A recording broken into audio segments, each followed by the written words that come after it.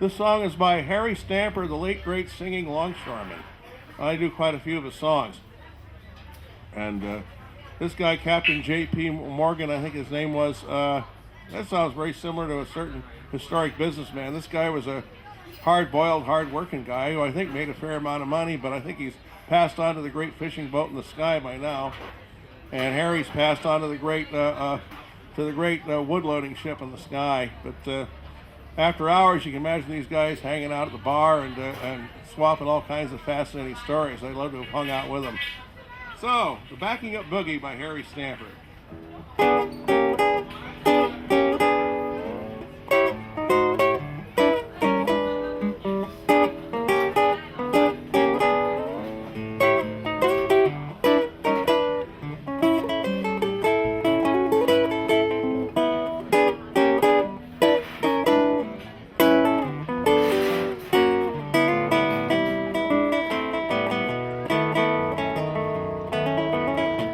Miles out in the tuna sea, a long way from home it occurs to me. Hard to explain what you understand when the steering column comes off in your hand. Shift into forward, the transmission says no, that's not the direction that you're going to go. It's not what you're used to, and that's a fact, cause what used to be the front is gonna be the back. Got the backing up boogie, don't you know?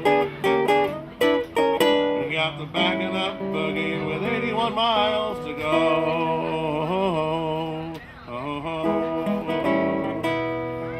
This may be one for the history books. Caught 7 tuna on 14 hooks. Keep trying to smile, but there's trouble around. It's not the weight of the fish that's holding us down. It's the backing up boogie, don't you know? It's the backing up boogie with 70 miles to go. It really would help if we could go straight back, but north becomes south on a circular track. Everybody's waiting for us down in Coos Bay, but we may stop at Newport somewhere along the way. Try to find a little shelter, but there ain't no lee, with the stern bucking into the following sea. The Alice M. weaving and the captain is bold. The wake through the windshield is a sight to behold, with the backing up boogie, don't you know? It's the backing up boogie with 55 miles to go. The captain wasn't alone, and that's a good thing. You need an audience if you begin to sing. The song that he's choosing is not for the young. It's X-rated already, and he's only just begun with the backing up boogie, don't you know? It's the backing up boogie with 45 miles to go. The boat's the Alice M and the captain's JP. They're speeding 3 knots an hour. The boat puller's Jeremy. They're getting real tired and it's kind of hard to sleep, but they know the ocean, the waves are getting higher and the ocean is deep. Doing the backing up boogie, don't you know?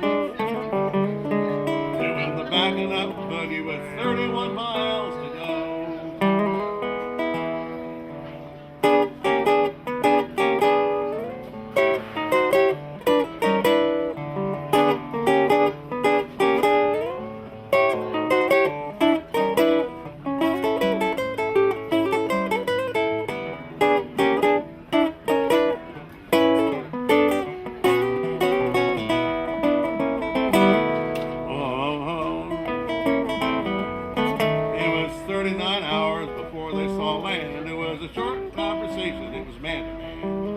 So tired here, in fact, to have a great notion to climb overboard and take a walk on the ocean. They took to the covers for to rest their eyes. We'll back her in later, give them all a surprise. We can dream of Neil Sedaka, cause now we know it's true that backing up is hard to do. Doing the backing up boogie, don't you know? Doing the backing up boogie with not too far to go.